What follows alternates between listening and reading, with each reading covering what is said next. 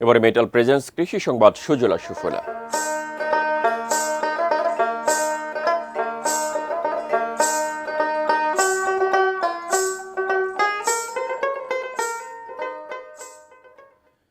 কিশোরগঞ্জের হাওর এলাকার পতিত জমিগুলোতে ভুট্টার ব্যাপক চাষ হয়েছে, ফলনও হয়েছে ভালো।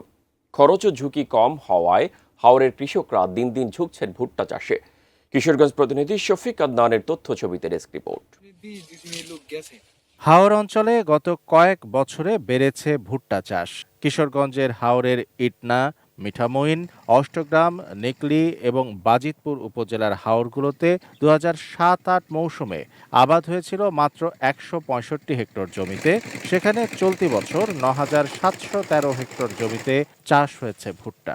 কদিন পরে ধান কাটা শুরু হলেও কৃষক এখন ব্যস্ত ঘরে ভুট্টা তোলা নিয়ে। ধান চাষের পাশাপাশি হাওরের পতিত জমিতে সমান তালে চাষ হচ্ছে ভুট্টা, ফলে লাভবান হচ্ছেন কৃষক।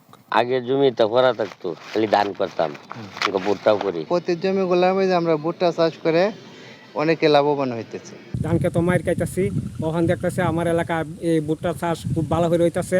গরু মোটা তাজাকরণ, মুরগির খামার ও মাছ চাষের জন্য স্থানীয়ভাবে ভুট্টার রয়েছে বেশ চাহিদা।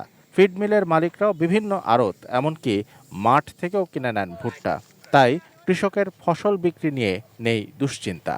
মোটামুটি কৃষক দেখি যে জিগাই এরা বলে যে লাভ মানে, আর আমি তো ভুট্টা কিনি এখন কিনতেছি যে মানে প্রথম নাপছি 1120-30, এখন বর্তমানে 1000।